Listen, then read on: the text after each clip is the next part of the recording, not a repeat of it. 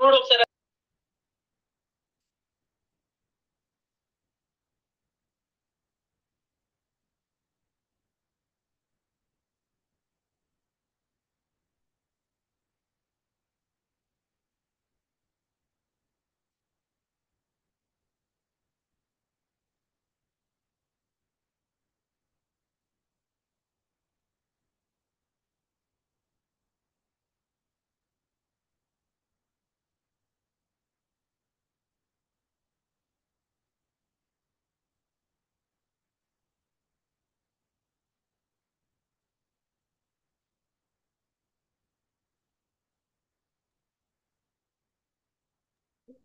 మ్యూట్లో ఉంచుతున్నాను. ఓకే.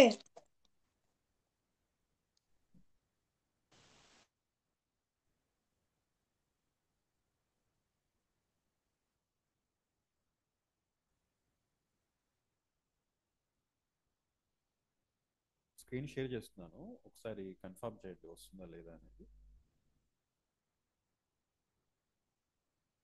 కనిపిస్తుందా మేడం? కనిపిస్తుంది. ఓకే.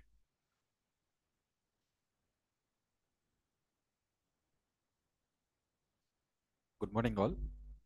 ఈరోజు మీకు ఈ సెషన్ పెట్టడానికి మెయిన్ రీజన్ ఈ ఐసీ ఎగ్జామ్ గురించి.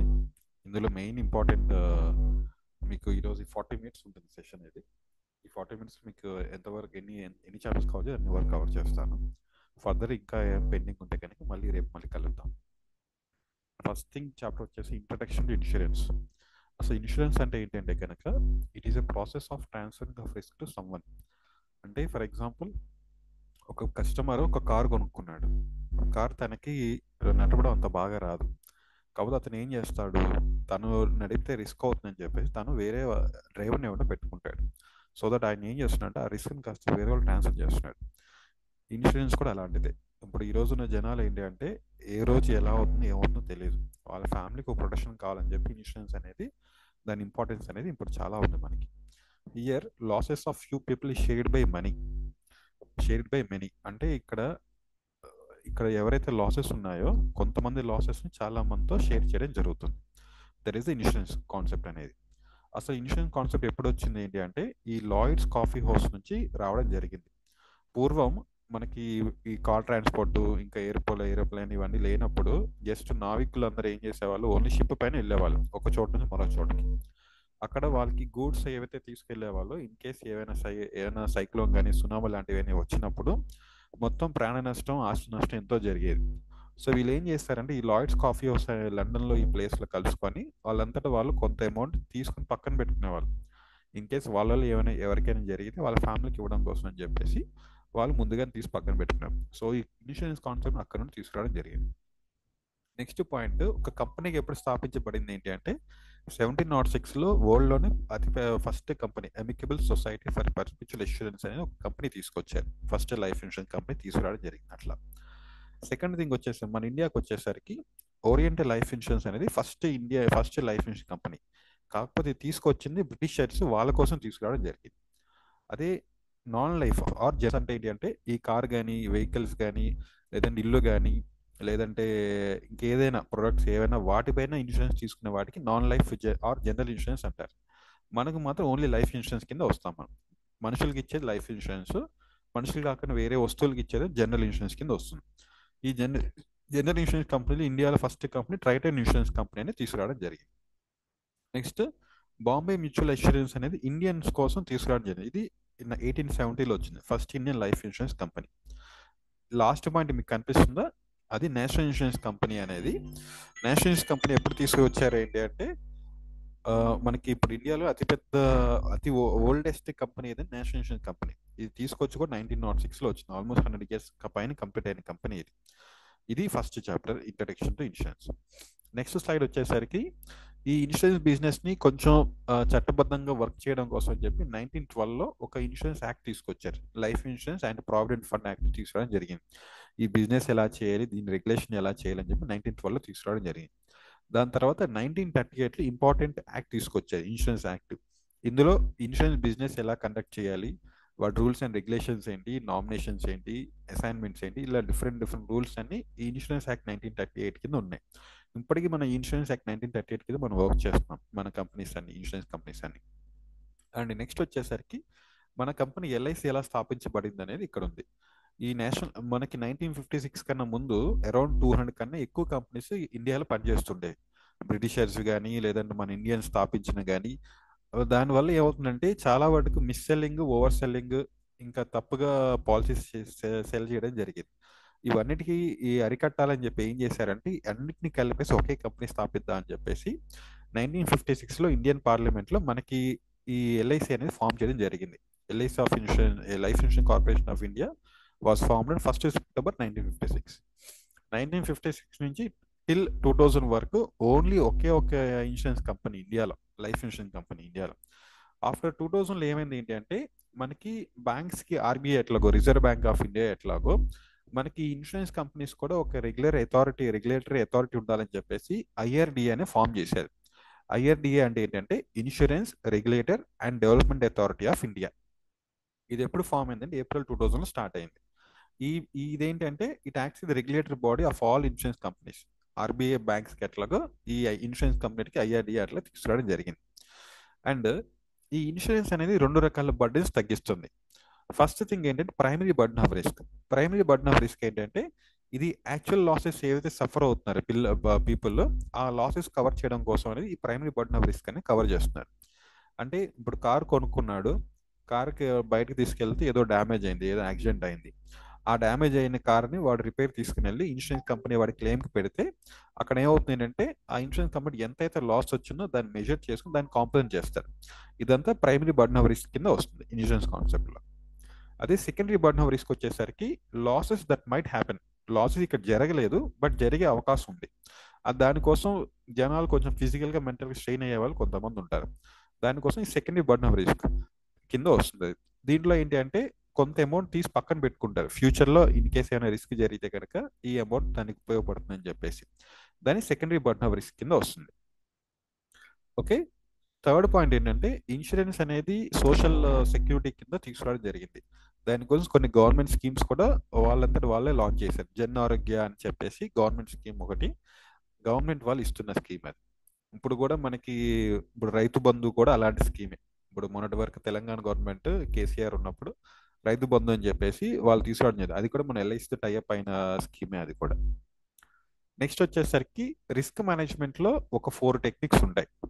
ఫస్ట్ థింగ్ రిస్క్ అవాయిడెన్స్, అంటే controlling risk by avoiding loss situation. ఇందాక మీకు చెప్పిన ఎగ్జాంపులే, కారు కారు కొనుక్కున్నాడు, పెద్ద కారు కొనుక్కున్నాడు, తనకి డ్రైవింగ్ రాకపోతే డ్రైవర్ని పెట్టుకుంటాడు. సో దట్ ఆ కార్కి ఏమైనా డ్యామేజ్ కాకుండా ఉండడం కోసం తను ఆ రిస్క్ని అవాయిడ్ చేస్తున్నాడు, తను డ్రైవ్ చేయకుండా. దాన్ని రిస్క్ అవాయిడెన్స్ అంటారు. అదే రిస్క్ రిడెన్షన్ వచ్చేసరికి one tries to manage the tries to manage impact of risk and decides to bear the risk and its effects by oneself. ఇక్కడ ఏంటి అంటే ఇతనే ఇన్సూరెన్స్ అని సపరేట్గా ఏం తీసుకోడు, తనే ఏమైనా లాస్ వచ్చినా లాభం వచ్చిన నష్టం తనే చూసుకుంటాడు ఈ రిస్క్ రిడెన్షన్ అనేది. సో ఇతని సెల్ఫ్ ఇన్సూరెన్స్ కింద వస్తుంది ఈ రిస్క్ రిడెన్షన్ అనేది. మూడోది వచ్చేసి రిస్క్ రిడక్షన్. ఈ రిస్క్ రిడక్షన్ ఏంటి అంటే ఇన్ కేస్ ఏమైనా ఫ్యూచర్ లాస్ వస్తాయని చెప్పి తగిన జాగ్రత్తలు తీసుకున్న ప్రాసెస్ రిస్క్ రిడక్షన్ అంటారు. Taking steps to lower the chances of occurrence of a loss or to reduce the severity of its impact if such loss occurs. అంటే ఏంటి అంటే ఇన్ కేస్ ఫర్ ఎగ్జాంపుల్, మీకు ఎగ్జాంపుల్, సముద్రంలో ఈరోజు తుఫాను వస్తుందంటే కనుక సముద్రంలో జాలర్ని లేదంటే వీళ్ళు ఫిషర్ మ్యాన్ ని వెళ్ళకండి అని చెప్పి హెచ్చరిస్తారు. ఎందుకు? ప్రాణ నష్టం తర్వాత ఆస్తి నష్టం ఉండకూడదు అని చెప్పేసి కొంచెం వెనక్కి రండి, ఒక ఊర్లోకి రండి, లోపలికి వెళ్ళకండి అని చెప్పి హెచ్చరిస్తారు. ఎందుకంటే లాస్ తగ్గించడం కోసం. Measure to reduce chances of occurrence are known as loss prevention. అసలు అక్కర అవ్వకుండా ఇన్సిడెంట్ ఏదైతే ఉందో అసలు దాన్ని అసలు అక్కడే అవ్వకుండా చేసే ప్రాసెస్ నేను లాస్ ప్రివెన్షన్ అంటారు. అదే లాస్ తగ్గించడం కోసం చేసిన లాస్ రిడక్షన్ అంటారు. ఈ 2 మెథడ్స్ అనేది ఈ రిస్క్ రిడక్షన్ కింద వస్తాయి. Next thing risk financing. ముందుగానే కొంత అమౌంట్ తీసి పక్కన పెట్టుకుంటారు లాసెస్ ఏమైనా వస్తాయని చెప్పేసి, దాన్ని రిస్క్ ఫినాన్సింగ్ అంటారు. మన ఇన్సూరెన్స్ వచ్చేసి రిస్క్ ట్రాన్స్ఫర్ కింద వస్తుంది. Transferring the risk for losses to another person he comes under risk transfer. అంటే తన పైన ఉన్న రెస్పాన్సిబిలిటీ ఏదైతే ఉందో దాన్ని ఇతరులు ట్రాన్స్ఫర్ చేసుకుంటాడు. ఇక్కడ ఇన్సూరెన్స్ కాన్సెప్ట్ రిస్క్ ట్రాన్స్ఫర్ కింద నడుస్తుంది. ఇవి రిస్క్ మేనేజ్మెంట్ టెక్నిక్స్. నెక్స్ట్ వచ్చేసరికి ఇన్సూరెన్స్ తీసుకునే ముందు మనం ఏమేమి ఆలోచించుకోవాలి. First thing, don't risk a lot for a little. A reasonable relationship should be there between the cost of transfer the risk and the value derived. దీనికి example ఏంటి అంటే, మీరు ఒక పెన్ కొనుక్కున్నారు. పెన్నుకి మనం ఇన్సూరెన్స్ చేయాల్సిన అవసరం లేదు, ఎందుకంటే పెన్ వాల్యూ అనేది చాలా తక్కువ ఉంటుంది కాబట్టి దానికి రిస్క్ తీసుకోవాల్సిన అవసరం లేదు, ఇన్సూరెన్స్ తీసుకోవాల్సిన అవసరం లేదు. And don't risk more than you can effort to loose. ఇక్కడ ఏంటి అంటే కనుక, మీరు భరించలేనంత లాస్ ఉన్నప్పుడు దాన్ని మీరు ఇన్సూరెన్స్ చేయడం మంచిది అంటున్నారు. ఫర్ ఎగ్జాంపుల్, ఒక ఇల్లు ఉంది. ఇల్లు ఎంతో కష్టపడి కట్టుకుంటారు, చాలా మనీ ఖర్చు పెట్టి కట్టుకుంటారు. ఇన్ కేస్ ఏమైనా ఫైర్ యాక్సిడెంట్ అయిందంటే చాలా ఆస్తి నష్టం వస్తుంది. అలాంటివి ఉన్నప్పుడు ఏమైందంటే దానికి మీరు ఇన్సూరెన్స్ చేయడం బెటర్ అని చెప్తున్నాడు. మూడో వచ్చేసి, consider the likely outcomes of risk. ఇక్కడ ఏంటంటే ప్రమాదం జరిగే స్థాయి, అకరెన్స్ వచ్చేసి ప్రమాదం జరిగే అవకాశం తక్కువ ఉన్నప్పుడే మనం ఇన్సూరెన్స్ అనేది చేయాల్సి ఉంటుంది. ప్రమాదం జరిగే అవకాశాలు ఎక్కువ ఉన్నప్పుడు రిస్క్ మనం ఇన్సూరెన్స్ చేసినా కానీ దాన్ని కంపెనీకి నష్టం కాబట్టి వాడు మోస్ట్లీ యాక్సెప్ట్ చేయడు. ఫర్ ఎగ్జాంపుల్, మీకు ఎగ్జాంపుల్ చెప్పాలంటే, ఇప్పుడు ఒక క్యాన్సర్ పేషెంట్ ఉన్నాడు. దానికి ఒక 2-3 months టైం ఉందని చెప్పి డాక్టర్ ఆల్రెడీ చెప్పేస్తాడు. అతను వచ్చి మనకు పాలసీ చేయండి, మనకు పాలసీ ఇవ్వండి అంటే కనుక మనం అసెస్ చేయాలి, అతను ఇవ్వడానికి స్కోప్ ఉందా లేదా అని చెప్పి అసెస్ చేసి దాన్ని బట్టి మనం పాలసీ ఇవ్వచ్చా లేదా మనం రిస్క్ మనం మనం ఆలోచించుకొని మనం ప్లాన్ చేసుకోవాల్సి ఉంటుంది. అందుకోసం అని చెప్పి consider likely outcomes of risk అని ఇచ్చాడు. ఈ మూడు మనం కన్సిడర్ చేసుకుని మనం పాలసీని ఇవ్వాల్సి ఉంటుంది. Insurance refers to protection against an event that might happen. Insurance అనేది ఏంటి అంటే, ఖచ్చితంగా ఒక ఈవెంట్ అవుతుంది, దాని ప్రొటెక్షన్ కోసం ఇన్సూరెన్స్ అనేది ఇస్తాం. వేరాజ్ అష్యూరెన్స్ ఏంటి అంటే, it refers to protection against an event that will happen. Assurance ఏంటంటే మనకి మన పాలసీస్ అన్ని ఈ అష్యూరెన్స్ ప్రిన్సిపల్ కింద వర్క్ అవుతాయి. ఎందుకంటే పర్సన్ ఎప్పుడో ఒక రిస్క్ అయితే జరుగుతుంది, ఏ ఇయర్లో జరుగుతుందో ఎప్పుడు జరుగుతుందో మనకు తెలియదు. బట్ ఆ ఇయర్లో జరిగినప్పుడు నామినీ ఎవరైతే ఉంటారో వాళ్ళకి అమౌంట్ ఇవ్వాల్సింది ఇస్తామని చెప్పి అష్యూరెన్స్ ఇస్తాం. అందుకోసం మన అష్యూరెన్స్ ప్రిన్సిపల్ కింద వర్క్ చేయడం జరుగుతుంది. ఇది insurance introduction, insurance first chapter. ఇంతవరకు ఏం డౌట్స్ ఉన్నాయా?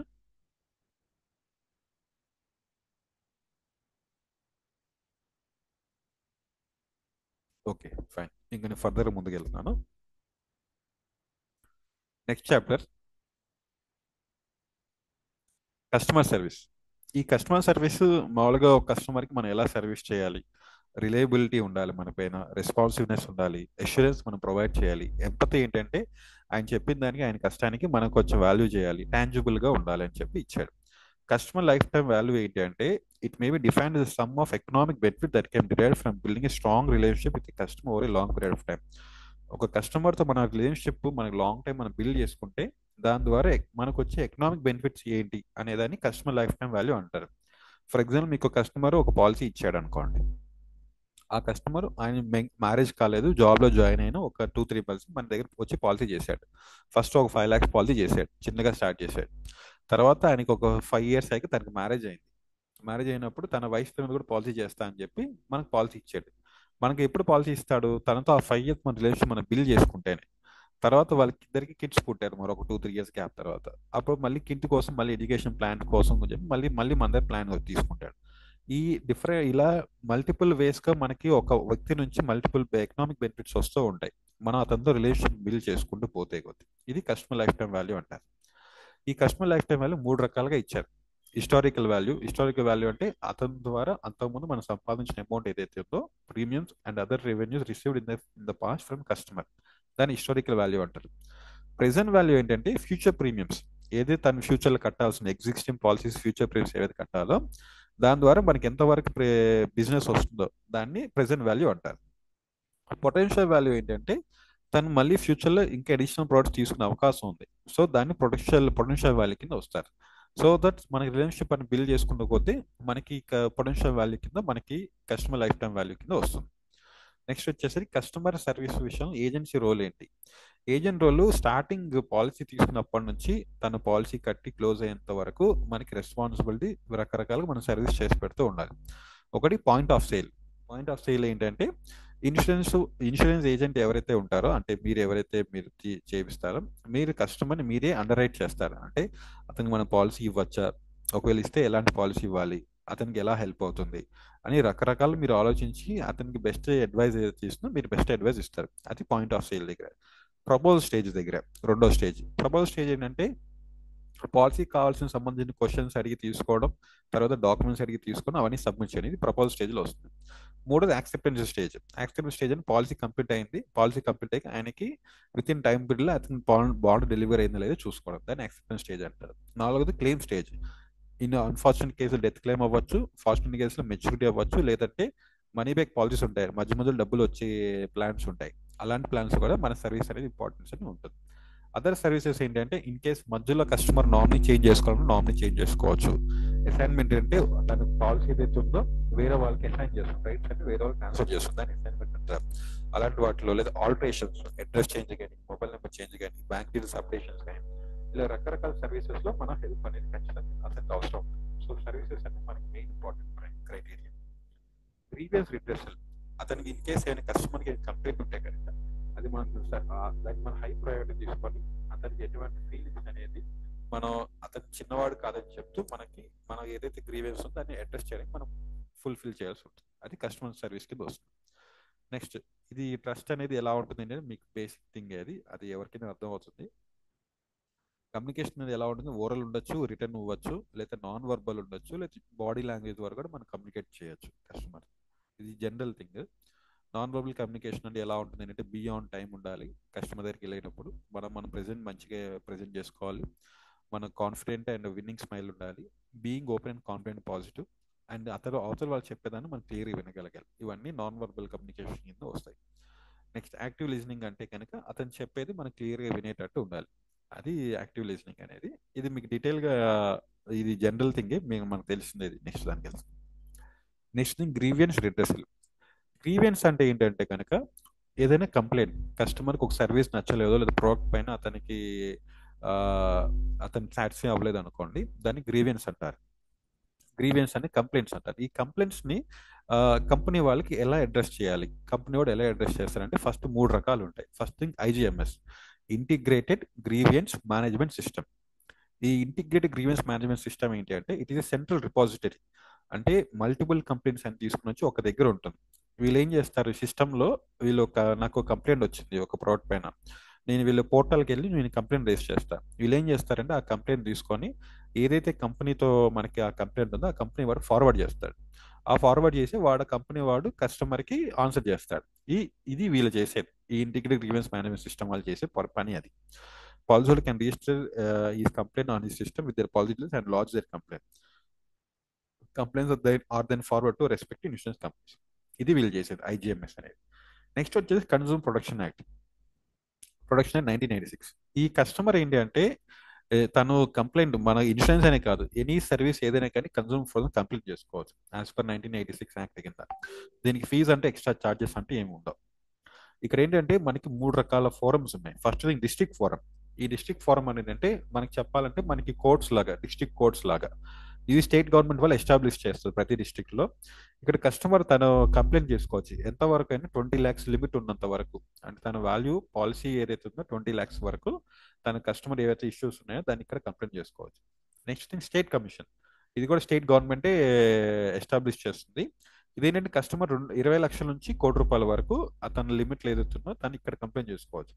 అండ్ ఒకవేళ డిస్ట్రిక్ట్ ఫోరంలో నచ్చకపోతే, ఏదైతే వర్డిక్ట్ ఉందో అక్కడ వాళ్ళు ఇచ్చే వర్డిక్ట్ నచ్చకపోతే అతను ఇక్కడ అపీల్ చేసుకోవచ్చు. అంటే చెప్పాలంటే ఇక్కడ డిస్ట్రిక్ట్ కోర్టులో మన కంప్లైంట్ జడ్జిమెంట్ నచ్చలేదని చెప్పి మన స్టేట్ హైకోర్టులో ఎలా ఇస్తామో అట్లాగే ఇది కూడా. Next thing national commission. National commission central government వాళ్ళు ఎస్టాబ్లిష్ చేశారు. ఇందులో అంటే మినిమం 1 crore పైన అయితే కనుక మన నేషనల్ కమిషన్ లో అపీల్ చేయాలి, లేదంటే కాదు. ఇక్కడ ఏంటి అంటే స్టేట్ కమిషన్లు ఇచ్చిన కండిషన్స్ నచ్చకపోతే కనుక మన నేషనల్ కమిషన్ పెడతాం. ఇది కూడా సేమ్ మన కోర్ట్స్ లాగే. మనకి హైకోర్టులు నచ్చకపోతే సుప్రీంకోర్టు వెళ్ళినట్టు సేమ్ ఇక్కడ కూడా అంతే. ఇది కన్సూమర్ ఫోరమ్స్ కింద వస్తుంది. Last thing insurance ombudsman. Insurance ombudsman అనేది ఏంటంటే బ్యాంకింగ్స్ కూడా బ్యాంకింగ్ ఒంబుడ్స్మ్యాన్ అంటారు, మన ఇన్సూరెన్స్ కంపెనీస్కి ఇన్సూరెన్స్ ఒంబుడ్స్మ్యాన్ అంటారు. వీళ్ళు ఏంటంటే కస్టమర్కి ఇన్సూరర్ అంటే ఏదైతే కంపెనీ ఉందో ఆ కంపెనీకి ఒక మీడియేటర్ లా ఉంటారు. వీళ్ళు ఏం చేస్తారు, ఇన్సూరెన్స్ కంపెనీ ఈ కస్టమర్ ఈ ఒంబుడ్స్మ్యాన్ దగ్గరికి వెళ్ళి కంప్లైంట్ రేస్ చేస్తాడు. ఒంబుడ్స్మ్యాన్ వాడు ఏం చేస్తాడంటే కొన్ని రికమెండేషన్స్ ఇస్తాడు కంపెనీ వాడితో మాట్లాడి, దాన్ని బట్టి అవార్డు ఇస్తాడు. దీంట్లో మాక్సిమం దీని లిమిట్ ఏంటి 20 lakhs వరకే. ఒకవేళ కంప్లైంట్ ఇచ్చిన విత్ ఇన్ 3 months లో కనుక ఈ ఇష్యూ అనేది సాల్వ్ చేసుకునే టైం ఉంటుంది. మాక్సిమం లిమిట్ 3 months అన్నమాట ఈ ఇన్సూరెన్స్ ఒంబుడ్స్మ్యాన్ లో. ఇది ఇప్పటి వరకు 3 chapters. ఇది ఇంతవరకు ఏం డౌట్స్ ఉన్నాయా? No sir. లేవు లేవు. Okay, fine. నెక్స్ట్ చాప్టర్ వచ్చేసి రెగ్యులేటరీ ఆస్పెక్ట్స్. ఈ రెగ్యులేటరీ ఆస్పెక్ట్స్ ఏంటంటే ఇందాక మీకు చెప్పినట్టు ఐఆర్డిఏ ఏదైతే ఉందో మనకి initial regulatory and development authority, ఈ వాళ్ళు మనకు కొన్ని రూల్స్ అండ్ రెగ్యులేషన్స్ పెట్టారు. ఎందుకని? కస్టమర్ని ఏదైతే ఉన్న పాలసీ హోల్డర్ ఏవైతే దాన్ని ప్రొటెక్ట్ చేయడం కోసం, తనకి ఏదైతే రైట్స్ ఉన్నాయో అవన్నీ ప్రొటెక్ట్ చేయడం కోసం ఈ ఇన్సూరెన్స్ రెగ్యులేషన్స్ తీసుకురావడం జరిగింది. ఇందులో ఎవరెవరు ఉంటారంటే ఏజెంట్స్ మీరు ఉంటారు, ఇన్సూరెన్స్ కంపెనీ ఉంటుంది, టీపీఎస్ థర్డ్ పార్టీ అడ్మినిస్ట్రేటర్స్ అంటారు. ఈ టీపీఎస్ ఎవరైతే ఉన్నారో మనకి మెడికల్ రిపోర్ట్స్ కానీ కస్టమర్కి కానీ in case medical reports checkup అవసరం అయితే కనుక ఈ అరేంజ్మెంట్ చేసే వాళ్ళు టీపీఎస్ అంటారు వీళ్ళు. నెక్స్ట్ సర్వేయర్స్, ఇన్సూరెన్స్ సర్వేయర్స్ ఉంటారు, బ్రోకర్స్ ఉంటారు, ఇన్సూరెన్స్ బ్రోకర్స్ ఉంటారు, కార్పొరేట్ ఏజెంట్స్ అంటే కొన్ని కంపెనీస్ టైప్ అయ్యి మల్టిపుల్ కంపెనీస్ టైప్ అయ్యి వీళ్ళు పాలసీస్ ఇస్తూ ఉంటారు. వీళ్ళందరూ ఈ ఎంటిటీస్ ఐఆర్డీ కింద వస్తారు వీళ్ళందరూ. ఇప్పుడు ఇంకొకటి ఏంటంటే ఇందాక మీకు చెప్పిన 1938 యాక్ట్ అన్నది చూసారా, అది స్టిల్ ఇంకా మనం ఫాలో అవుతున్నాం. ఇన్సూరెన్స్ యాక్ట్ 1938 చాలా ఇంపార్టెంట్. దాని ప్రకారం మన రూల్స్ అండ్ రెగ్యులేషన్స్ అన్ని ఫామ్ చేయడం జరిగింది. నెక్స్ట్ వచ్చేసరికి ఈ రెగ్యులేషన్స్ అని ఎక్కడెక్కడ ఉంటాయంటే అన్ని చోట్ల ఉంటుంది. At the point of sale దగ్గర ఉంటుంది, పాలసీ సర్వీస్లో ఉంటుంది, క్లెయిమ్ సర్వీస్లో ఉంటుంది, అండ్ మేనేజ్మెంట్ ఎక్స్పెన్సెస్ వాటిపైన కంట్రోల్లో ఉండడం కోసం ఉంటుంది, అండ్ తర్వాత మేనేజ్మెంట్ ఫైనాన్షియల్ స్ట్రెంత్ కోసం మెయింటైన్ చేయడం కోసం కూడా ఉంటుంది. ఓకే, రెగ్యులేషన్స్ ఏంటంటే as per IRDA as per insurance act ప్రకారం అండ్ ఏజెంట్కి ఎవరైతే ఉన్నారో తనకి మస్ట్ అండ్ షుడ్గా తనకి లైసెన్స్ ఉండాలి. సో ఆ లైసెన్స్ కోసం మనం ఏం చేయాలి? ఇప్పుడు ఎగ్జామ్ అనేది మీకు కండక్ట్ చేస్తున్నాను చెప్పాను చూసారా, ఎగ్జామ్ అనేది దానికోసం లైసెన్స్ అనేది. ఈ ఎగ్జామ్ లైసెన్స్ ఎవరు ఇస్తున్నారు ఏంటి అంటే ఐఆర్డిఏ ఇస్తుంది. తర్వాత ఈ రెగ్యులేషన్స్ అన్ని దీని కింద వస్తాయి. అండ్ ఎగ్జామ్ అనే అతను ఏజెంట్ అనే అతను మినిమం క్వాలిఫికేషన్ 10th అనేది ఉండాలి. ఫస్ట్ టైం అయితే కనుక మినిమం 50 hours ట్రైనింగ్ అనేది ఉండాలి. అండ్ ఎగ్జామ్ అనేది కంపల్సరీ ప్రీ రిక్రూట్మెంట్ ఎగ్జామ్ అనేది పాస్ అయి తీరాలి. మీకు ఇందాక చెప్పినట్టుగా ఎగ్జామ్ అనేది క్లియర్ చేయాలి. ఈ ఫీజు అనేది ఎప్పటిదో ఇది యాక్చువల్గా 250 రూపీస్ పెట్టారు, బట్ ఇప్పుడు ఫైనల్ చేంజ్ పైన ఉంది యాక్చువల్గా. నెక్స్ట్ వచ్చేసి 5th chapter legal principles of insurance contract. అసలు ఇన్సూరెన్స్ అనేది ఏంటి అంటే ఒక కాంట్రాక్చువల్ అగ్రిమెంట్ ఎవరెవరికి, కంపెనీకి అండ్ కస్టమర్కి. ఏమని ఏంటి అంటే తనకి ఏమైనా జరిగితే కనుక తనకి ఫినాన్షియల్ ప్రొటెక్షన్ ఇస్తాం అనేది ఇన్సూరెన్స్ కాన్సెప్ట్ అనేది. ఈ ఇన్సూరెన్స్ కాన్సెప్ట్లో ఈ కాంట్రాక్ట్లు ఏవేవి ఉంటాయి, ఎలిమెంట్స్ ఏవేవి ఉంటాయి? First offer and acceptance. Offer ఏంటంటే కస్టమర్ నాకు పాలసీ ఇవ్వండి అని చెప్పి తను ఆఫర్ చేస్తాడు కంపెనీకి. తర్వాత కంపెనీ వాడు ఏం చేస్తాడు? దాన్ని యాక్సెప్ట్ చేస్తాడు. Offer is made by the proposal అంటే customer, and acceptance is made by the insurance అంటే కంపెనీ. పాలసీ బాండ్ ఏదైతే మనం పాలసీ కంపెనీకి మనం బాండ్ ఇస్తామో ఆ బాండ్ అనేది ఎవిడెన్స్ ఆఫ్ ద కాంట్రాక్ట్. అంటే ఈ కాంట్రాక్ట్ జరిగిందని చెప్పడానికి ఎవిడెన్స్ ఏదైతే ఉందో దాన్ని పాలసీ బాండ్ అంటాం. నెక్స్ట్ ఇది కన్సిడరేషన్ ఏంటంటే ప్రీమియం కట్టడం అనేది కస్టమర్ నుంచి మనకు వచ్చే కన్సిడరేషన్. అయితే ఇన్ కేస్ రిస్క్ జరిగితే మనకి ఏదైతే ప్రామిస్ చేస్తామో ఆ ప్రామిస్ ఇండెమ్నిఫై చేస్తామని చెప్పడానికి ఇన్సూరెన్స్ నుంచి వచ్చే కన్సిడరేషన్. అది కన్సిడరేషన్ కాన్సెప్ట్. మూడోది agreement between the parties. Both parties అంటే ఇరు వర్గాలు ఒకే విషయాన్ని ఒకే విధంగా అర్థం చేసుకున్నారని చెప్పేసి అగ్రిమెంట్ అనేది ఉండాలి అంటున్నారు. Capacity of the parties. Customer ఖచ్చితంగా మేజర్ అయి ఉండాలి. మన మైనర్స్కి మనం డైరెక్ట్గా పాలసీస్ ఇవ్వలేం. మైనర్ పాలసీస్కి ఇస్తూ మనకి మేజర్ని కూడా ఇంక్లూడ్ చేస్తాం అందులో. డైరెక్ట్గా ఒకటి మైనర్ డీటెయిల్స్ తీసుకుని పాలసీ కంప్లీట్ చేయం. అండ్ అతను సౌండ్ మైండ్ అయి ఉండాలి. మనకి మెంటల్లీ ఇష్యూ ఉన్న వాళ్ళకి మనం పాలసీస్ ఇవ్వడానికి లేదు. నెక్స్ట్ లీగల్ అంటే ఖచ్చితంగా కాంట్రాక్ట్ లీగల్ అయి ఉండాలి. ఫ్రీ కన్సెంట్ ఏంటంటే కస్టమర్ తనకే తన ఇంట్రెస్ట్తో పాలసీ చేయాలి. ఈ కొరెక్షన్ కానీ అన్డ్యూ ఇన్ఫ్లుయెన్స్ కానీ ఫ్రాడ్ కానీ మిస్టేక్ కానీ ఉండకూడదు అని చెప్తున్నాడు. అలా లేనప్పుడే దాన్ని ఫ్రీ కన్సెంట్ కింద అంటారని చెప్పి ఇచ్చారు. దాన్ని మళ్ళీ డీటెయిల్గా నెక్స్ట్ స్లైడ్లో చెప్పాను. చూడండి, consent is set to free when it is not caused by correction అంటే బెదిరించి చేయించడం. అన్డ్యూ ఇన్ఫ్లుయెన్స్ అంటే ఏదో ఇన్ఫ్లుయెన్స్ ఉపయోగించుకొని ఈ చెయ్యు అని చెప్పి చేయించడం అనేది. ఫ్రాడ్ అనేది ఫాల్స్ ఇన్ఫర్మేషన్ చెప్పి చేయడం. మిస్ప్రెజెంటేషన్ మిస్టేక్ కూడా అంతే. ఒకవేళ నాలెడ్జ్లో మనకి మిస్టేక్ ఉండి మనం తప్పుగా చెప్పి పాలసీ చేయడం. ఇవన్నీ లేనప్పుడే దాన్ని ఫ్రీ కన్సెంట్ అంటారు. ఫ్రీ కన్సెంట్ ఉన్నప్పుడే మనం పాలసీ చేయాలంటారు. Next important thing, uberrima fides or utmost good faith. ఈ uberrima fides or utmost good faith ఏంటంటే కస్టమర్ గురించి మనకు తెలియదు అంతగా. ఆయన చెప్తే మనం ఏదైతే ఉందో అది వినేసి మనం పాలసీ చేస్తాం. కంపెనీకి కూడా ఏమీ ఐడియా ఉండదు. బట్ కస్టమర్కి తన గురించి అయితే తనకు బాగా తెలుసు. సో ఇన్సూరెన్స్ సంబంధించి ఏవైతే ఫ్యాక్ట్స్ ఉన్నాయో తనగా వాలంటీర్ కానీ అలాగే నాన్ వాలంటీర్ కానీ తనగా చెప్పాలి. అది మెయిన్ థింగ్ ఇందులో ఈ యుబరిమా ఫైట్స్ అనేది. If utmost good faith is not observed by either party, if ఆయన ఇన్ కేస్ ఏమైనా హైడ్ చేస్తున్నట్టయితే కనుక కాంట్రాక్ట్ అనేది ఎప్పుడైనా అవాయిడ్ చేయొచ్చు బై ద అదర్. అది అట్మోస్ట్ గుడ్ ఫెయిత్ అనేది. Next material facts. Material facts ఏంటంటే it has been defined as fact that would affect the judgement of insurance underwriter. అంటే ఇన్సూరెన్స్ సంబంధించిన ఫ్యాక్ట్స్ అన్ని, అంటే తనకి ఏమైనా ఆపరేషన్స్ కానీ, స్మోకింగ్, డ్రింకింగ్ ఇలా హ్యాబిట్స్ కానీ, లేదంటే తనకు ఆల్రెడీ డిసీజ్ ఉంది అది దాచిపెట్టడం కానీ, ఏవైతే ఇలా ఫ్యాక్ట్స్ అన్ని ఏవైతే ఉన్నాయో ఇన్సూరెన్స్ సంబంధించి ఆ ఫ్యాక్ట్స్ అని తనకు తెలియజేయాలి. ఆ ఫ్యాక్ట్స్ అని ఏమంటారంటే మెటీరియల్ ఫ్యాక్ట్స్ అంటారు. ఒకవేళ మనం పాలసీ ఇవ్వమని కాదు, పాలసీ ఇస్తాము, బట్ ఎంత ప్రీమియం ఏమైనా ఎక్స్ట్రా కలిపి ఇవ్వాలా, లేదంటే కొన్ని కండిషన్స్ పెట్టి పాలసీ ఇవ్వాలా అని దాన్ని ఆలోచించడానికి మనకు అవకాశం ఉంటుంది. ఇన్ కేసు వాడు దాచిపెట్టి చేస్తే కనుక రేపు పొద్దున్న క్లెయిమ్ అయ్యేటప్పుడు ఇవ్వచ్చా లేదా కూడా మన వాళ్ళు ఆలోచిస్తారు, ఎందుకంటే కంపెనీకి అది నష్టం జరుగుతుంది కాబట్టి. ఓకే, ఇది మెటీరియల్ ఫ్యాక్ట్స్ కింద వస్తుంది. నెక్స్ట్ వచ్చేసరికి మీ లీగల్ ప్రిన్సిపల్స్ ఇంకొక important insurable interest. Insurable interest ఏంటి అంటే కనుక, ఇప్పుడు ఒక కస్టమర్ పాలసీ తీసుకున్నాడు, తన నామినీ కింద తనకి దూరపు చుట్టానో లేదా ఇంకెవరినో పెడితే కాదు, యాక్సెప్ట్ చేయరు.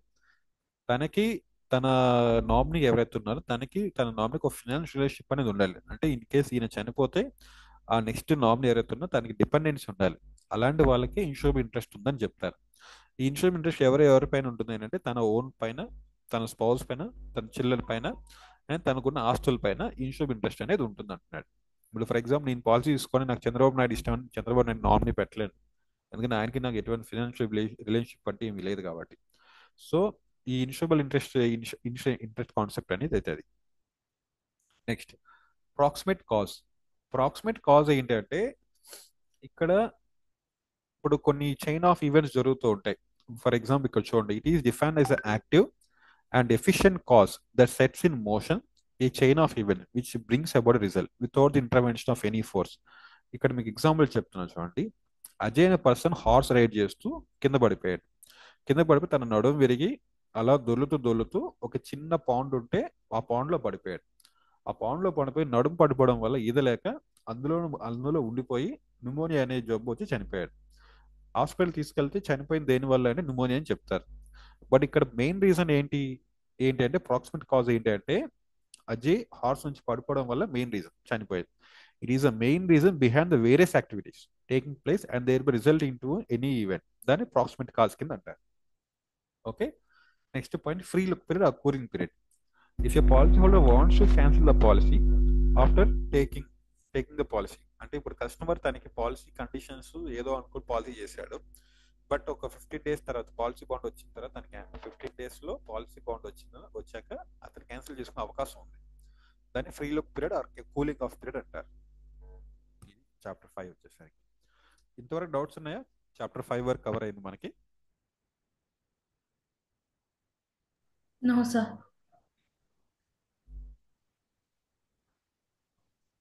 నెక్స్ట్ వచ్చేసరికి human life value, what life insurance involves.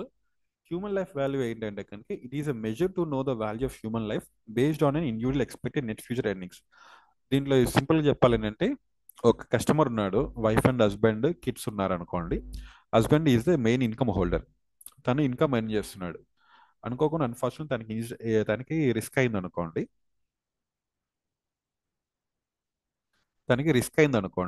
Risk అయినప్పుడు ఏమవుతుందంటే తన ఫ్యామిలీ పైన బర్డెన్ పెరుగుతుంది, తన వైఫ్ ఇంకా ఇన్కమ్ హోల్డర్ అవ్వాల్సి వస్తుంది. బట్ అదే తన ఇన్సూరెన్స్ తీసుకున్నట్టయితే కనుక తనకి ఆ టైంకి ఒక లబ్సం అమౌంట్ వచ్చి దాన్ని వాళ్ళు ఫ్యూచర్ సెక్యూరిటీ కోసం ఉపయోగించుకోవచ్చు. బట్ అది ఎంత అనేది ఉండాలి అంటే తెలుసుకోవాలంటే కనుక తను ఏదైతే ఎర్నింగ్ ఉందో తన ఫ్యూచర్లో ఎంత సంపాదిస్తాడో దాన్ని బట్టి మనం ఒక వాల్యూ తీసుకురావాలి. దాన్ని హ్యూమన్ లైఫ్ వాల్యూ అంటారు.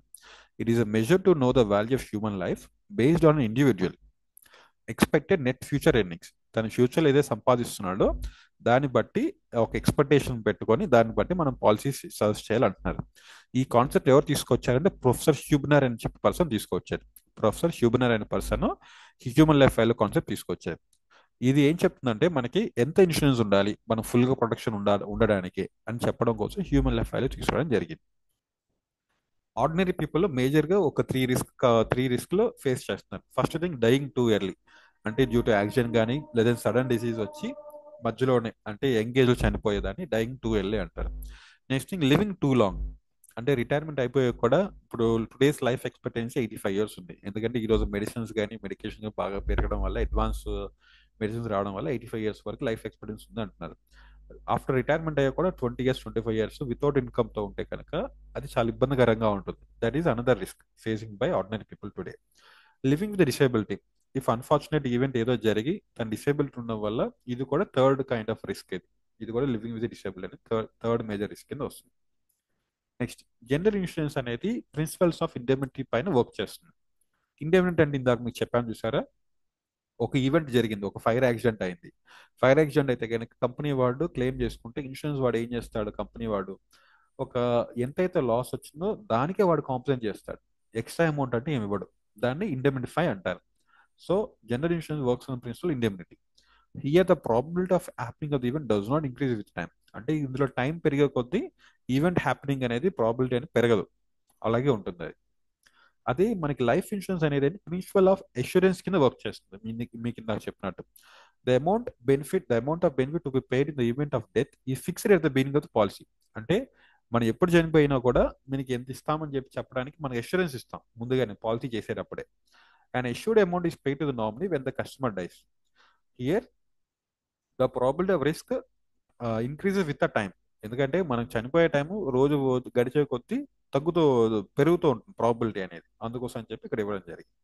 Life insurance works on principle of insurance assurance, వేరే general insurance works on principle indemnity. Okay.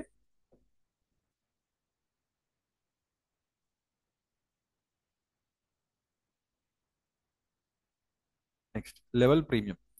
Level premium ఏంటంటే కనుక ఇప్పుడు మామూలుగా ఒక పాలసీ చేసాం, ప్రీమియం ఒక 20 ఇయర్స్ అనుకోండి. ఆ 20 ఇయర్స్ ఒక కాన్స్టెంట్ ప్రీమియం ఉంటుంది, పెరగదు తరగదు. లేట్ ఫీజ్ అంటే అది వేరే, బట్ మామూలు రెగ్యులర్ ప్రీమియం అయితే కనుక సేమ్ ఉంటుంది. ఈ సేమ్ ప్రీమియమే దాన్ని లెవెల్ ప్రీమియం అంటారు. It is a premium fixed such that it does not increase with age but remains constant through out the term. It consist of two elements. One is term component. దీనిలో రెండు రెండు components ఉంటాయి, term component and cash component. Term component ఏంటి, risk కోసం. Cash component savings కోసం. Term component in case మధ్యలో చనిపోతే వాళ్ళ ఫ్యామిలీకి ఇవ్వడానికి కావాల్సిన రిస్క్ కావాల్సిన టర్మ్ కాంపోనెంట్ అంటారు. అదే క్యాష్ కాంపోనెంట్ వచ్చేసరికి తన మొత్తం పాలసీ తనకి మెచ్యూరిటీ ఇచ్చేటప్పుడు దాని సేవింగ్స్ కింద అంటాం. ఇది లెవెల్ ప్రీమియం కింద వస్తుంది. నెక్స్ట్ వచ్చేసి principles of risk pooling. Risk pooling రెండు రకాలు ఉంటాయి, ఒకటి డైవర్సిఫికేషన్, ఇంకోటి మ్యూచువాలిటీ. డైవర్సిఫికేషన్ ఏంటంటే మన దగ్గర ఉన్న డబ్బుల్ని వేరే వేరే అసెట్స్ లో పెట్టడం. Funds spread out amount various assets. Funds flows from one source to many. అంటే నా దగ్గర 100 రూపాయలు ఉంది, ఆ 100 రూపాయలు 10 చోట్ల 10 రకాల 10 రూపాయలు చెప్పి ఇన్వెస్ట్ చేస్తాం. దాన్ని డైవర్సిఫికేషన్ కింద అంటారు. అదే మ్యూచువాలిటీ ఉంది అనుకోండి, మ్యూచువల్ ప్రిన్సిపల్ అంటే funds of various individuals are combined. Funds flows from many sources to one. Insurance works on this principle. అంటే ఈ కాన్సెప్ట్ మ్యూచువాలిటీ ఏంటంటే కనుక మనం ఒక పాలసీ హోల్డర్ దగ్గర పాలసీ చేశాం, ఒక 5 lakhs పాలసీ అంటే ఆయన 20,000 ప్రీమియం కట్టాడు. అలా 5 lakhs పాలసీలో ఒక 10 మంది దగ్గర 20,000 చెప్పిన కలెక్ట్ చేసుకున్నాం. అలా పూలింగ్ అంతా చేసుకొని మనకి ఈ మధ్యలో ఎవరికైనా చనిపోతే కనుక ఆ అమౌంట్ మనీ ఆయన తిరిగి ఇస్తాం. కస్టమర్లు 10 మందిలో 20 మందిలో ఎవరు రిస్క్ జరుగుతుందో ఆ అమౌంట్ తీసి కూడా జరుగుతుంది. అందుకోసం ఇన్సూరెన్స్ అనేది వర్క్స్ ఆన్ ప్రిన్సిపల్ ఆఫ్ మ్యూచువాలిటీ అంటారు. నెక్స్ట్, ఇన్సూరెన్స్ అడ్వాంటేజెస్ ఏమున్నాయి? ఒకటి సేఫ్ అండ్ సెక్యూర్ ఇన్వెస్ట్మెంట్, మనం సేఫ్టీ అండ్ సెక్యూరిటీ ఇస్తాము. రెండోది ఇది లాంగ్ టర్మ్ ఉంటుంది, జస్ట్ 1 month 2 months పేమెంట్ చేసి తర్వాత తీసేసుకోండి అన్న కాకుండా అట్లీస్ట్ ఒక 10 years 15 years ఉంటాయి. సో దట్ సేవింగ్స్ డిసిప్లిన్ అలవాటు పడుతుంది కస్టమర్కి. Takes care of investment management. ఏదైతే కస్టమర్ డబ్బులు కడుతున్నాడో దాన్ని అతను ఇన్వెస్ట్మెంట్స్ ఎలా పెట్టాలి, ఎక్కడ పెట్టాలి అనేది చూసుకోవాల్సిన అవసరం లేదు, కంపెనీ వాడు చూసుకుంటాడు. ప్రొవైడ్స్ లిక్విడిటీ, ఇన్ కేస్ మధ్యలో మనకు అవసరమైతే డబ్బులు తీసుకోవచ్చు త్రూ లోన్ ద్వారా పాలసీ పైన. ఇన్కమ్ ట్యాక్స్ అడ్వాంటేజెస్ అనేది ఉంటాయి. అదే ఐటీసీ కింద ఎంప్లాయీస్కి బిజినెస్ మ్యాన్ వాళ్ళు కూడా ఇన్కమ్ ట్యాక్స్ అడ్వాంటేజ్ ఉపయోగించుకోవచ్చు. అదే డిసడ్వాంటేజ్ ఏమున్నాయి? డిసడ్వాంటేజ్ ఏంటంటే మనకి compare with other financial instruments like mutual funds కానీ లేదా స్టాక్ మార్కెట్లో కానీ వాటిలో కంపేర్ చేసుకుంటే మనకి రిటర్న్స్ కొంచెం తక్కువగా ఉంటాయి కంపారిటివ్లీ. మరి వాళ్ళకి 20% అలా ఇస్తే కనుక మనకు కొంచెం తక్కువ ఉంటుంది, ఎందుకంటే మనకి సేఫ్ అండ్ సెక్యూర్ జోన్లో మనం వెళ్తాం కాబట్టి. అది మన మెయిన్ ఇది. Next financial planning. Financial planning అంటే ఏంటి? ఇన్ కేస్ కస్టమర్ తనకు గోల్ ఉంది, ఆ గోల్కి సరిపడా ముందుగానే ప్లానింగ్ చేసుకునే ప్రాసెస్ని ఫినాన్షియల్ ప్లానింగ్ అంటారు. ఈ ఫినాన్షియల్ ప్లానింగ్ అనేది దాన్ని సేవింగ్స్ కింద అంటాం. ఈ సేవింగ్స్ అనే రెండు డెసిషన్ పైన డిపెండ్ అవుతుంది. ఒకటి పోస్ట్ పోన్మెంట్ ఆఫ్ కన్సంప్షన్, అంటే నా దగ్గర డబ్బులు ఉన్నాయి బట్ అప్పుడే నేను వాడుకోవాలనుకోవట్లేదు, నేను ఫ్యూచర్కి పోస్ట్ పోన్ చేసుకున్నాను. సో దట్ నాకు ఏమవుతుంది, ఆ అమౌంట్ అనేది నేను ఫ్యూచర్ సేవింగ్స్ పెట్టేసుకుంటున్నాను. నెక్స్ట్ రెండోది పార్టింగ్ ది లిక్విడిటీ. అంటే ఫర్ ఎగ్జాంపుల్ ఏంటి అంటే లెస్ లిక్విడ్ ఉన్న అసెట్స్ లో మనం ఇన్వెస్ట్ చేసుకోవడం. అంటే ఫర్ ఎగ్జాంపుల్ ఈ రోజు రేపట్లో ఏమవుతుందంటే మ్యూచువల్ ఫండ్స్ లో వీటిలో ఇన్వెస్ట్ చేసిన వాళ్ళందరూ వాళ్ళకి ఈరోజు ఒక కొత్త కార్ వచ్చింది లేదంటే కొత్త ఐఫోన్ వచ్చింది అనగానే వాళ్ళ మ్యూచువల్ ఫండ్ బ్రేక్ చేసుకుని వెంటనే అది తీసేసుకుంటున్నారు. అక్కడ ఏమవుతుంది, లిక్విడిటీ ఎక్కువ ఉంటుంది. అంటే నీకు ఎప్పుడు కావాలంటే అప్పుడు తీసుకునే అవకాశం ఇస్తున్నారు కాబట్టి ఆ ఇష్యూ వస్తుంది. బట్ ఇక్కడ మన దాంట్లో ఎప్పుడు పడితే అప్పుడు తీసుకోవడం ఉండదు. ఒకవేళ తీసుకున్నా కూడా మొత్తం అమౌంట్ తీసుకోవడం ఉండదు మన దాంట్లో. సో ఇప్పుడు మీకు ఇందాక చెప్పిన లోన్ ఫెసిలిటీ అన్నాను చూసారా, లోన్ ఫెసిలిటీ కూడా మనకు మొత్తం అమౌంట్ ఇచ్చాం తను ఇచ్చిన కట్టిన అమౌంట్ లో. అందులో కొంత అమౌంట్ ఇస్తాం సో దట్ అతని అవసరానికి ఉపయోగపడుతుంది అన్నట్లుగా. సో దట్ ఇక్కడ ఏంటంటే ఏదైతే అవసరం ఉందో మెయిన్ ఏ పర్పస్ కోసం పాలసీ చేశాడో ఆ పర్పస్ ఫుల్ఫిల్ అవ్వడానికి ఎక్కువ అవకాశాలు ఉన్న కాన్సెప్ట్ ఇది. దీని ఈ రెండు డెసిషన్ ని సేవింగ్స్ కింద ఇస్తాడు. లైఫ్ స్టేజెస్ ఇది జనరల్ థింగ్, మీకు ఎవరికైనా అర్థం అవుతుంది. సో ఇది డీటెయిల్ చెప్పట్లేదు నెక్స్ట్ స్టేజ్. ఫినాన్షియల్ ప్లానింగ్ లో ఎలిమెంట్స్ ఏ ఉన్నాయి, ఇన్వెస్ట్మెంట్ ఉంటుంది, రిస్క్ మేనేజ్మెంట్ ఉంటుంది, రిటైర్మెంట్ ప్లానింగ్ ఉంటుంది, ట్యాక్స్ అండ్ ఎస్టేట్ ప్లానింగ్ ఉంటుంది. ఒక అవసరానికి ముందుగానే ఏర్పరచుకొని ఫినాన్షియల్ నీడ్స్ ఏవైతే అవన్నీ ఉంటాయి. ఈ రోజుల్లో ఫినాన్షియల్ ప్లానింగ్ ఎందుకు అవసరం ఏంటి అంటే డిస్ఇంటిగ్రేషన్ ఆఫ్ జాయింట్ ఫ్యామిలీ. ఈ రోజుల్లో జాయింట్ ఫ్యామిలీ చాలా తక్కువగా ఉంటున్నాయి, అందరూ న్యూక్లియర్ ఫ్యామిలీస్ లో మూవ్ అవుతున్నారు. వాళ్ళ అవసరం వాళ్ళే చూసుకోవాల్సి వస్తుంది కాబట్టి ఫినాన్షియల్ ప్లానింగ్ చాలా ఇంపార్టెంట్ అయింది. And multiple investment choices. ఈ రోజుల్లో ఒక నా దగ్గర ₹1,00,000 ఉందంటే నాకు ఇన్వెస్ట్ చేయడానికి మల్టిపుల్ కంపెనీస్ వచ్చాయి. లైఫ్ ఇన్సూరెన్స్ లో వచ్చాయి, తర్వాత స్టాక్ మార్కెట్స్ లోను, మ్యూచువల్ ఫండ్స్ లోను రకరకాల ఇన్వెస్ట్మెంట్ చాయిస్ వచ్చేసాయి. Changing life styles.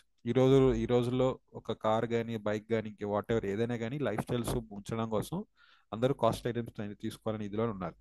ఇన్ఫ్లేషన్, పెరుగుతున్న ద్రవ్యోల్బణం. అంటే మనకెళ్ళి ఈ రోజు పెడుతున్న ₹100 వస్తే రేపు పొద్దున అది ₹105 ₹110 పడుతుంది. సో ఆ రేట్స్ పెంచిన దాన్ని కవర్ చేసుకోవడం కోసం ఫినాన్షియల్ ప్లానింగ్ ఇంపార్టెంట్ అంటారు. అదర్ కంటింజెన్సీస్ అండ్ నీడ్స్, అంటే ఇన్ కేస్ అయినా ఫినాన్షియల్ ఎమర్జెన్సీస్ ఏమైనా మెడికల్ ఎమర్జెన్సీ వచ్చినా కానీ వాటి కోసం ఫినాన్షియల్ ప్లానింగ్ ఇంపార్టెంట్ అని చెప్తున్నాడు. ఇది కూడా financial planning advisors different different వాటి కింద వస్తుంది. ట్యాక్స్ ప్లానింగ్ కింద వస్తుంది, డైవర్సిఫికేషన్, రిస్క్ టాలరెన్స్, ఇవన్నీ కింద వస్తుంది. ఈ రిటైర్మెంట్ ఫేజెస్ లో 3 రకాలు ఉంటాయి. ఒకటి కాంట్రిబ్యూషన్, అక్యుములేషన్, డిస్ట్రిబ్యూషన్. ఈ 3 ఫేజ్ కింద వస్తుంది. లాస్ట్ డిస్ట్రిబ్యూషన్ వస్తుంది. కాంట్రిబ్యూషన్, కన్జర్వేషన్ అండ్ డిస్ట్రిబ్యూషన్ కింద వస్తుంది. అక్యుములేషన్ ఏంటి అంటే మన అమౌంట్ సేవ్ చేసిన పీరియడ్ అక్యుములేషన్ అంటారు.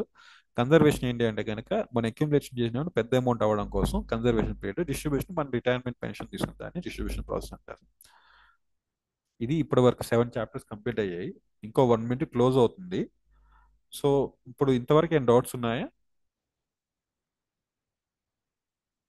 No sir. ఓకే. మీకు మరొకసారి నేను మళ్ళీ రేపు సెషన్ పెడతాను. ఇప్పుడు ఆల్మోస్ట్ 7 చాప్టర్స్ కంప్లీట్ చేసాం, అంటే 21 చాప్టర్స్ మనకి టోటల్ ఎగ్జామ్లో ఉన్నవి. సో మనకి ఆల్మోస్ట్ 7 కంప్లీట్ అయ్యాయి. ఇప్పుడు మళ్ళీ ఇట్లా 40 మినిట్స్ సెషన్ పెడతాను. ఐ థింక్ ఇప్పుడు ఈ 7 చాప్టర్స్ మీరు మరొకసారి చూసుకున్నా కానీ మీకు ఈజీ ఉంటుంది అనుకుంటున్నాను నేను. దాన్ని బట్టి మళ్ళీ మనం ప్రొసీడ్ అవ్వం. ఓకేనా? ఓకే. మీకు అందరికీ ఇప్పుడు ఎగ్జామ్ ఒక్కొక్కరికి నేను ఎగ్జామ్ డేట్స్ ఒక 2-3 డేస్ మీకు అందరికి మెన్షన్ చేస్తాను ఎప్పుడు ఏంటి అనేది. దాన్ని బట్టి మీరు ఎగ్జామ్ ప్రిపేర్ అవ్వండి. మోస్ట్లీ 1 వీక్ 10 డేస్ మీకు ఎప్పుడైనా ఉంటుంది ఎగ్జామ్ అనేది. Okay sir. ఓకే. ఓకేనండి, thank you so much for attending.